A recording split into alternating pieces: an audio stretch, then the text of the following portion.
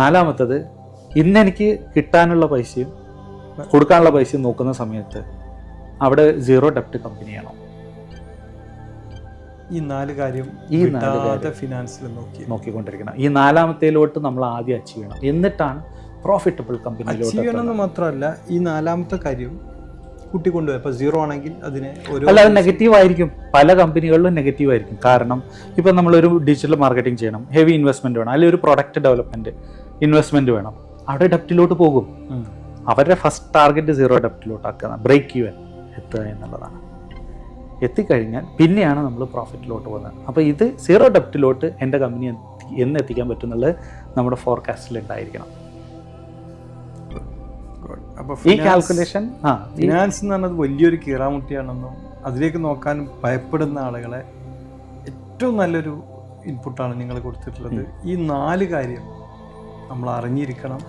ഇതറിയാതിരിക്കുന്ന, പേടിച്ചിട്ടാണെങ്കിലും എങ്ങനെയായാലും അതറിയാതിരിക്കുന്നിടത്തോളം കാലം ബിസിനസ് അപകടത്തിലാണ്. വാസ്തവമാണ്, നമ്മൾ പേടിച്ചിട്ട് നോക്കില്ല. അതെ, ചില സമയങ്ങളിൽ ആ ബിസിനസ് അപകടത്തിലാണെന്ന് അറിഞ്ഞുകൊണ്ടാണ് പേടിക്കാതിരിക്കുന്നത്. നമ്മള് കെട്ടിടത്തിന്റെ മുകളിൽ കയറി താഴത്തോട്ട് നോക്കുവോ? പേടിച്ചിട്ട് നോക്കില്ല. അതെ, മാത്രമല്ല അറിഞ്ഞാൽ അവർക്ക് നെക്സ്റ്റ് ഒരു സ്റ്റെപ്പ് ഗോളായിട്ട് ക്രിയേറ്റ് ചെയ്യാൻ പറ്റും. ആ സ്റ്റെപ്പിലേക്ക് എത്താനുള്ള സ്ട്രാറ്റജീസ് അവർക്ക് ഉണ്ടാക്കിയെടുക്കാൻ പറ്റും. ഇതല്ല ആളുകൾ കാണുന്നത്, പ്രോബ്ലംസ് മാത്രമേ കാണുന്നത്, അതാണ് സൊല്യൂഷൻസ് അല്ല.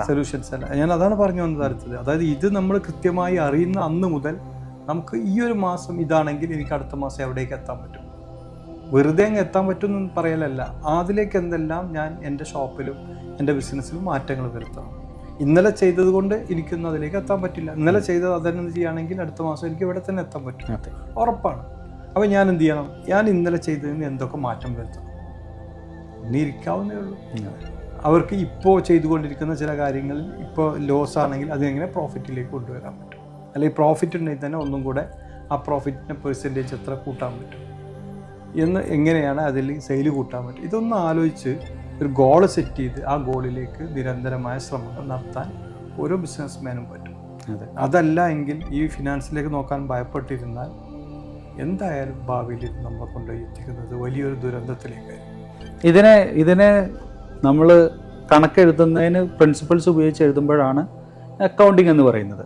പ്രോപ്പറായിട്ട് അക്കൗണ്ട് ചെയ്യുക, സ്റ്റാറ്റ്യൂട്ടറി എല്ലാം മീറ്റ് ചെയ്തുകൊണ്ട് അക്കൗണ്ട് ചെയ്യുക എന്ന് പറയുന്നത്. അപ്പോൾ അതും അതിൻ്റെ ഒരു ഭാഗമാണ്. സ്റ്റാറ്റ്യൂട്ടറി എന്ന് പറയുമ്പോൾ നമ്മൾ വളരെയധികം ശ്രദ്ധിക്കേണ്ടതുണ്ട്. ഒരു മാസം വിട്ടുപോയി കഴിഞ്ഞാൽ പിന്നെ അത് ഗവൺമെൻറ്റിൽ നിന്ന് ഒബ്ജക്ഷനായി നമുക്ക് മറ്റ് തലവേദനകളാണ്. നിങ്ങൾ പെർഫെക്റ്റായിട്ട് ഫോളോ ചെയ്യാൻ ശ്രമിക്കേണ്ടുന്ന ഒരു കാര്യമാണ് സ്റ്റാറ്റ്യൂട്ടറി റിക്വയർമെൻറ്റ്സ് എന്ന് പറയുന്നത്. അപ്പോൾ അക്കൗണ്ടിങ് പ്രോപ്പറാക്കണം. പ്രോപ്പറാക്കിക്കൊണ്ട് നമ്മൾ ഗവൺമെൻറ്റിൽ അടയ്ക്കാനുള്ളതാണെന്നുണ്ടെങ്കിൽ GST ആണെങ്കിൽ, ഇവിടെ VAT ആണെന്നുണ്ടെങ്കിൽ UAE VAT ആണെന്നുണ്ടെങ്കിൽ VAT കറക്റ്റ് നമ്മളത് ഫയൽ ചെയ്യണം. അത് പ്രോപ്പറായിട്ട് അക്കൗണ്ട്സ് കീപ്പ് ചെയ്യണം. കീപ്പ് ചെയ്തെങ്കിൽ മാത്രമേ അത് പ്രോപ്പറായിട്ട് ഫയൽ ചെയ്ത് കൊടുക്കാൻ പറ്റുള്ളൂ. റെക്കോർഡ്സ് പ്രോപ്പറായിട്ട് സൂക്ഷിക്കണം. ഈ റെക്കോർഡ്സ് സൂക്ഷിക്കുമ്പോഴാണ് നാളെ ഒരു ഇൻസ്പെക്ഷൻ വന്നാൽ നിങ്ങൾക്ക് അപ്പം തന്നെ എടുത്ത് കാണിച്ചു കൊടുക്കാൻ കഴിയുള്ളൂ. ഇല്ലെങ്കിൽ അവരുടെ പിന്നാലെ അതിൻ്റെ എക്സ്പ്ലനേഷൻ കൊടുക്കുന്ന ഹെഡേക്ക് ആയിരിക്കും.